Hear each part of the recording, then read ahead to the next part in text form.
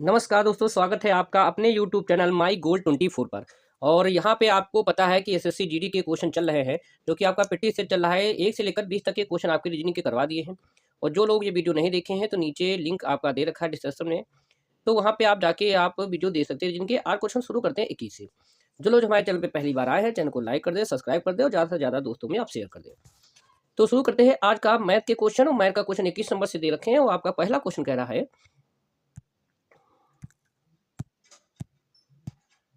Question कह रहा है कि राम, मोहन और राज की वर्तमान आयु के बीच का अनुपात 3:4:5 है। उनकी वर्तमान आयु का औसत 28 है, तो 5 वर्ष बाद राम और मोहन की आयु को मिलाकर योग कितना होगा।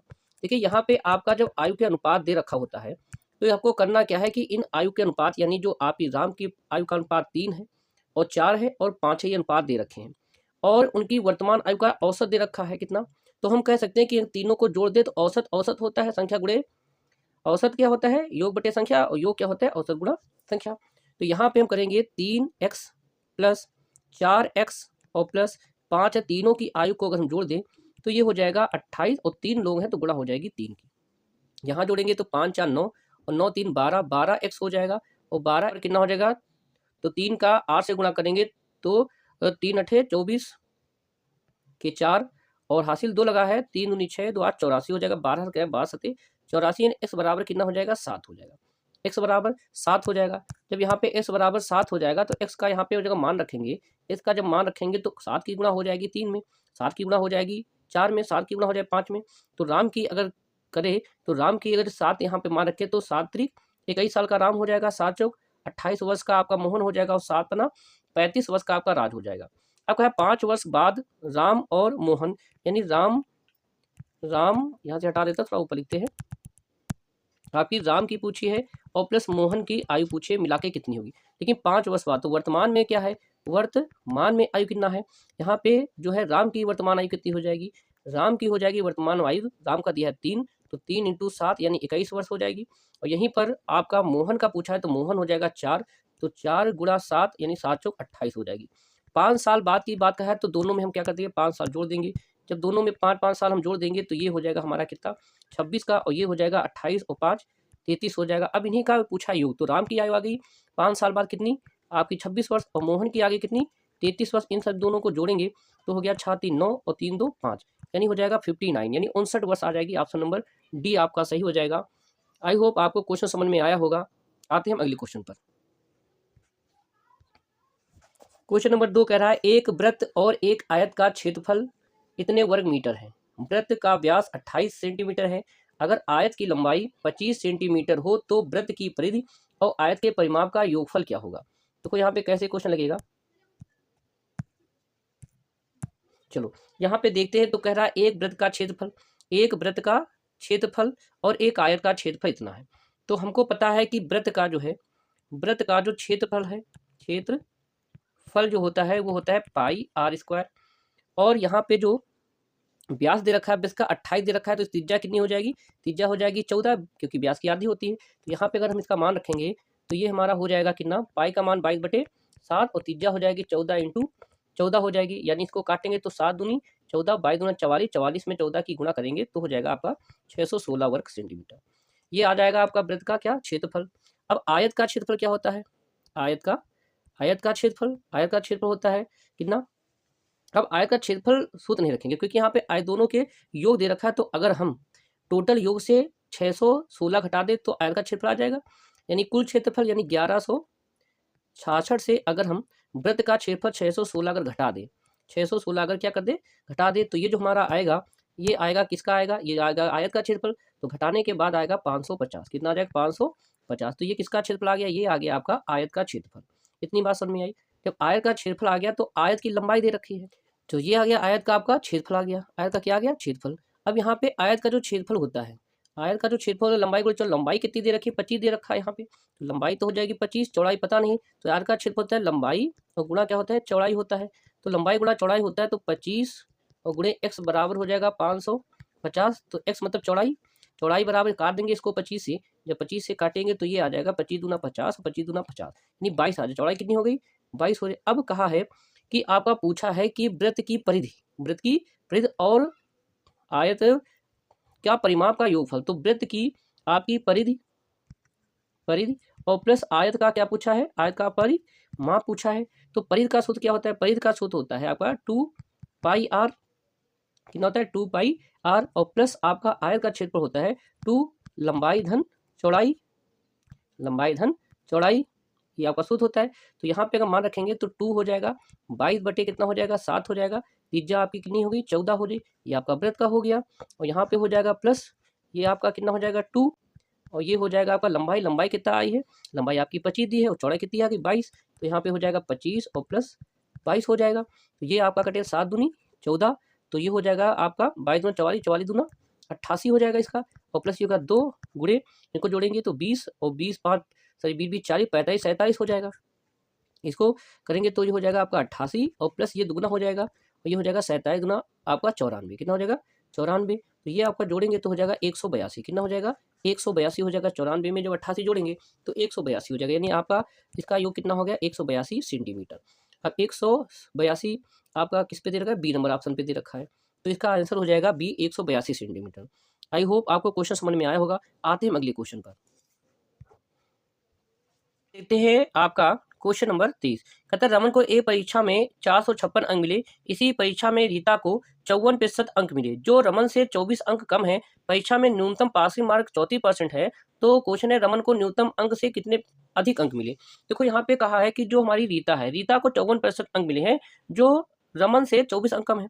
तो अगर हम रीता की बात करें कि रीता को कितने मिले, तो रीता को अंक मिलेंगे 456 से अगर हम 24 घटा दें तो हमारा रीता के अंक आ जाए, रीता के अंक हो जाएंगे, घटाएंगे तो 4 से बचा 2, 5 से 2 चला गया बचेंगे 3, 4 से 4 हो गया, यानी 432। यानी रीता को कितने अंक मिले 432, और रीता को मिले कितने 54%, यानी 54% की वैल्यू कितनी आ गई है, 54% की वैल्यू है 432 आ गई, इसलिए 1% की वैल्यू, इसलिए इसका 100% निकाल सकते हो या सीधे सीधे 34% निकाल सकते हो। तो ये आपका हो जाएगा 432 और बटे हो जाएगा 54, और क्योंकि 34% मार्क है आपका पासिंग मार्क, तो 54 और ये हो जाएगा गुणा आपका 34। इसको सॉल्व करेंगे तो ये काट देंगे 2 से, तो 2 2 सत्ते 14 कट जाएगा, 2 से काटेंगे तो 2 सत्ते 14 कट गया, 27 आ गया, तो 9 से काटेंगे 4 3 7 9 से कट जाएगा, 9 3 27 कट जाएगा, 9 से काटेंगे 9 चौक 36, और ये बचा 36, 4 3 7 9 8 72 कट गया, 3 से काटेंगे 3 से, तो 3 एकम 3 कटेगा, 1 बचा 3 6 18 16 हो गया, तो ये हो जाएगा 16 गुणा 17, 16 गुणा 17 करेंगे गुणा तो 160 इतने हो गया, 272, ये होगा 272, कितना आ जाएगा 272 आ जाएगा आपका। यानी पास मार्किंग कितनी होगी, 34% की वैल्यू जो रमन की हुई वो आपका 34% जो पास मार्किंग है 272 है, लेकिन रमन को कितने मिले हैं 456 मिले हैं, तो कितने अधिक मिले हैं, तो अधिक कितने अंक मिले हैं, तो अधिक अंक मिले हैं आपके 456 से अगर हम 272 घटा दें तो अधिकतम अंक पता चल जाएंगे, घटाएंगे बचेगा 4, इधर आपका 15 15 से 7 चले गए बचेंगे 8, और यहाँ बचेगा 1, 184, कितना आ जाएगा 184 अंक अधिक मिले, 184, यानी ए ऑप्शन आपका सही हो जाएगा। कितना हो जाएगा, ए ऑप्शन आपका सही हो जाएगा। आई होप आपको क्वेश्चन समझ में आया होगा।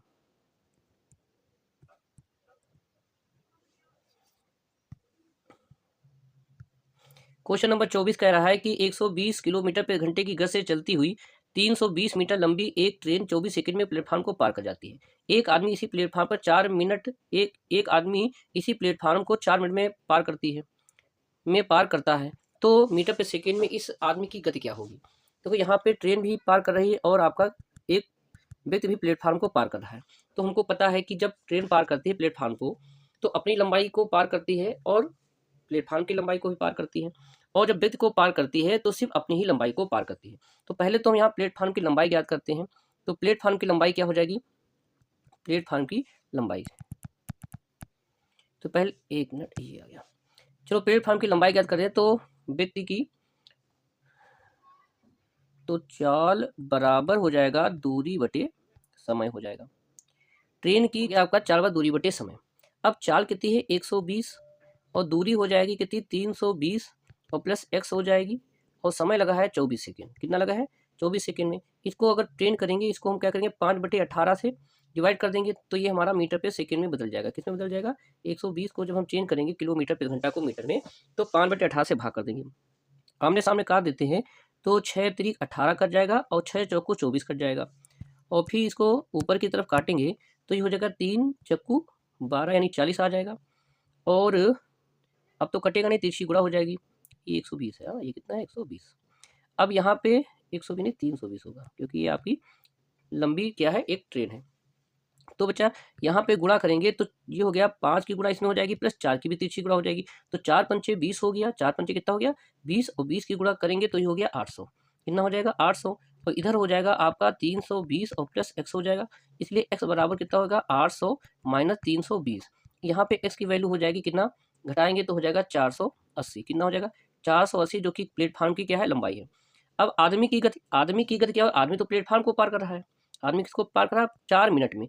4 मिनट को अगर हम सेकेंड में चेंज करेंगे तो 60 से गुणा करेंगे तो 6 चौक 24 यानी 240 सेकेंड में पार कर रहा है। तो आदमी की गति यानी कि आदमी की गति मतलब 4 4 बराबर दूरी बटे क्या हो जाएगा, समय हो जाएगा। अब दूरी कितनी होगी, दूरी तो आप प्लेटफार्म को ही पार कर रहे हो, तो 480 और कितने समय में पार कर रहे हो 240 सेकेंड में। तो 0 से 0 कट गया और ये हो गया 24 दूना 48। कितना होगा 24 दूना 48 यानी आपका 2 मीटर पे सेकेंड। कितना आ जाएगा 2 मीटर पे सेकेंड आपकी चाल आ जाएगी, यानी आपका हो जाएगा डी ऑप्शन, 2 मीटर पे सेकेंड की चाल से चल रहा है। आई होप आपको क्वेश्चन समझ में आया होगा। आते हैं अगले क्वेश्चन पर। 5 नंबर क्वेश्चन कह रहा है मूलधन की अमुक राशि 6 वर्ष में 12% वार्षिक दर से उपचित साधारण ब्याज 7,200 रुपये है। इस मूलधन पर 5% वार्षिक दर से 2 वर्ष पर उपचित चक्रवृद्धि ब्याज कितना होगा। देखो आपका दे रखा है साधारण ब्याज, यहाँ पे 12% दे रखा है मूलधन पर, यानी आपका मूलधन पता नहीं तो सबसे पहले मूलधन पता कर लेते हैं। तो मूलधन कैसे पता करेंगे, तो आपका एसआई का फार्मूला है, साधारण ब्याज बराबर PRT बटे 100 कर देंगे। एसआई कितना दिया है, एसआई दिया है आपका 7200 दिया है। पी पता करना है, दर आपकी 12% दे रखी है, समय आपका 6 वर्ष दे रखा है, बटे कितना हो जाएगा 100 हो जाएगा। 12 छंग 72 यानी ये हो गया, और 6 1 कम 6 यानी आपका 100 से गुणा करेंगे, पी का पक्षांतर करेंगे तो पी बराबर हो जाएगा 10,000। पी बराबर कितना हो जाएगा 10,000 हो जाएगा, मूलधन कितना हो जाएगा, मूलधन हो जाएगा 10,000। अब क्वेश्चन क्या है, अब क्वेश्चन कह रहा है कि मूलधन वही हो, मूलधन नहीं 10,000 हो, दर कितनी हो 5% हो, 2 वर्ष का ब्याज हो, तब साधारण ब्याज क्या होगा। तो साधारण ब्याज कितना है, यानी आपका ए बराबर P1 प्लस R/100 की घात N से मूलधन निकालेंगे, बाद में घटा देंगे। तो ये आपका हो जाएगा मूलधन कितना है 10,000 इंटू दर कितनी है यहाँ पे 5%, तो 105 हो जाएगा, बटे हो जाएगा 100, और 2 वर्ष के लिए होगा तो 105 बटे कितना हो जाएगा 100 हो जाएगा। 1 2 3 4 1 2 3 4 ये आपके कट जाएंगे, 105 की गुणा करेंगे तो हो जाएगा 110 और हो जाएगा 25। कितना हो जाएगा 110 25 110 और 25 हो जाएगा। ये आपका हो गया क्या मिश्रधन। अब कहता है ब्याज, तो आपका सीआई होता है A माइनस पी, तो यहाँ पे A माइनस पी यानी 11,025 से अगर हम 10,000 क्या कर देंगे घटा देंगे तो हमारा बचेगा 1,025। कितना बचेगा 1,025 रुपये। तो आपका जो सीआई है वो सीआई आ जाएगा 1,025 यानी 1,025 यानी डी नंबर ऑप्शन कौन सा हो जाएगा, डी नंबर ऑप्शन हो जाएगा 1,025 रुपये हो जाएगा। आई होप क्वेश्चन समझ में आया होगा। आते हैं अगले क्वेश्चन पर।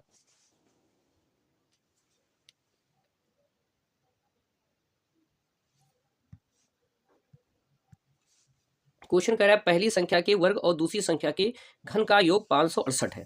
दूसरी संख्या का वर्ग 8 के वर्ग से 15 कम है। पहली संख्या के 3/5 का मूल क्या है। दोनों संख्याओं का धनात्मक मानते हुए लगाएंगे क्वेश्चन। चलो देखते हैं कैसे लगेगा क्वेश्चन, आप ट्राई कर सकते हो इसको।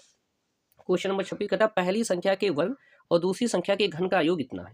यानी एक संख्या का पहली x मान लिया और दूसरी को हमने अगर y मान लिया तो कहता है कि पहले का वर्ग और दूसरे का क्यूब जो है वो 500 कितना है 68 है। तो दूसरी संख्या y यानी दूसरी संख्या क्या है y है। अब यहाँ पे अगर हम y की बात करें, यहाँ पे क्या करें हम y की बात करें तो कहता है दूसरी संख्या का जो वर्ग है, दूसरी संख्या का वर्ग है वो 8 के वर्ग से 15 क्या है कम है।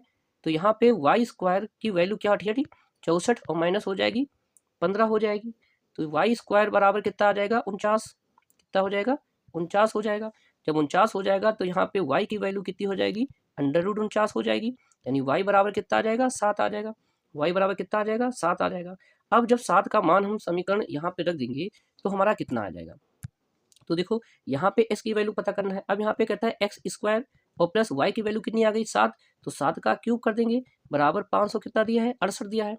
अब यहाँ पे एक्स क्यूब हो जाएगा और 7 का क्यूब 300 कितना होता है 43 होता है, 343 होता है बराबर 500 कितना हो जाएगा 68 हो जाएगा, 568 हो जाएगा। घटाएंगे तो यहाँ पे स्क्वायर है यहाँ पे आपका एक्स स्क्वायर कितना आ जाएगा, एक्स स्क्वायर आ जाएगा 568 से 343 घटा देंगे। जब घटाएंगे तो हमारा ये कितना बनेगा जाके, ये हमारा हम यहाँ पे लिखे दे रहे हैं, ये आपका एक्स बनेगा, आपका एक्स स्क्वायर बनेगा 225, घटाएंगे तो कितना आ जाएगा 225, जब 343 घटा देंगे तो कितना बचेगा हमारा 225 बचेगा, स्क्वायर कटेगा अंडर रूट चढ़ेगा, यानी एक्स बराबर कितना आ जाएगा आपका 25 हो जाएगा, सॉरी आपका एक्स स्क्वायर कितना हो जाएगा 15 हो जाएगा, कितना हो जाएगा 15 हो जाएगा, यानी एस की वैल्यू हो गई 15 और वाई की वैल्यू हो गई 7।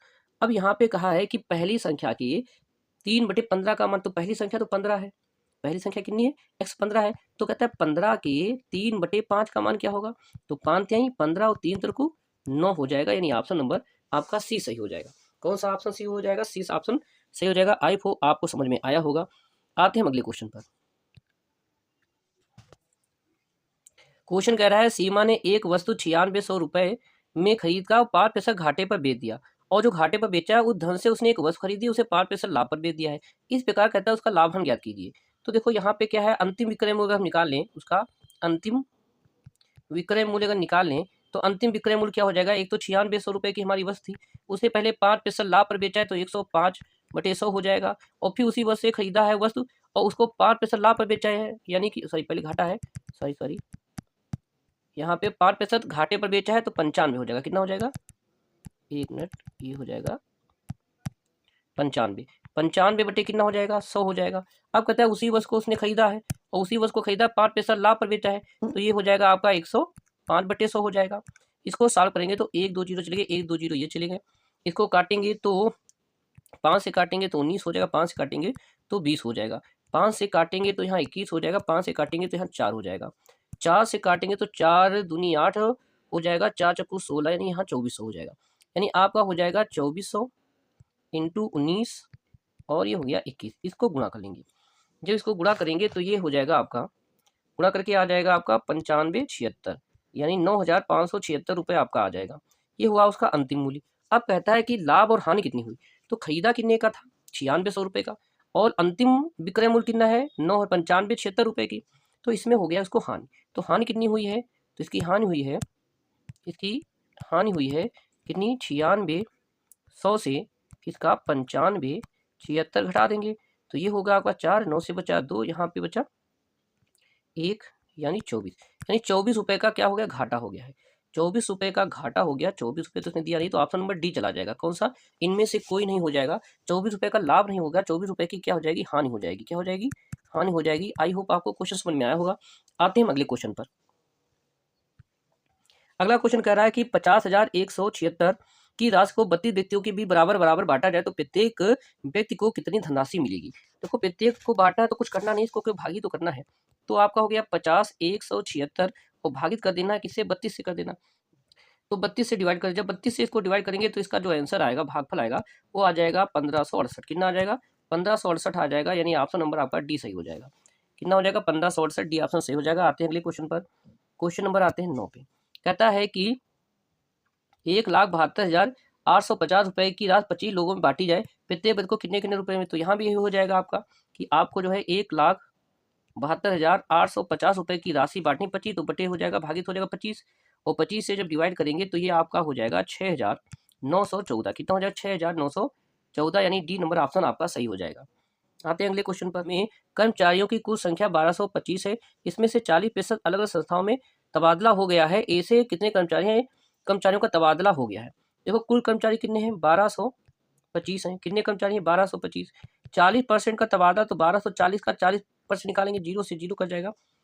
5 से काटेंगे या सीधे से गुणा करके दशमलव भी लगा सकते हो, तो 5 चक्कू गुणा कर देंगे, 5 चक्कू 20 का 0, और 4 दूनी 8, 8 2 10 का 0, और 4 दूनी 8, 8 1 9 हो जाएगा, और 4 1 4 हो जाएगा, यानी आपका हो जाएगा 49, और 10 के 0 से काट देंगे तो हो जाएगा 490। कितना हो जाएगा, 490, यानी आंसर हो जाएगा 490, बी ऑप्शन आपका सही हो जाएगा।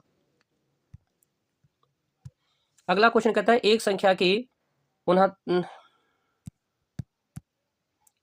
के 89% और 73% के बीच का अंतर इतना है। देखो 89% और 73, अंतर कितना इसका दिया रखा है 6, और यहाँ पे एक 16% का जो अंतर दे रखा है वो 448 है, इसलिए 1% का अंतर, इसलिए इसका 49% कितना होगा, तो हो जाएगा 448 बटे 16 इंटू कितना हो जाएगा, 49 हो जाएगा। कितना हो जाएगा, 49 हो जाएगा। इसको काट लेंगे तो ये हो जाएगा 16 से काटेंगे या 4 से काटो, 4 चक्कू 16, 4 एकम 4, 4 एकम 4 दूनी 8। फिर आप काटेंगे 4 दूनी 8 और 4 बट 32, 28, 28 और 49 की क्या कर लेंगे, गुणा कर लेंगे। कि गुणा कर लेंगे तो आ जाएगा आपका, कितना आ जाएगा आपका, इधर गुणा करेंगे आ जाएगा 1372। कितना आ जाएगा, 1372 आपका आ जाएगा। यानी ऑप्शन नंबर कौन सा सही हो गया, बी नंबर ऑप्शन आपका सही हो जाएगा। आई होप आपको क्वेश्चन समझ में आया होगा। आते हैं हम अगले क्वेश्चन पर।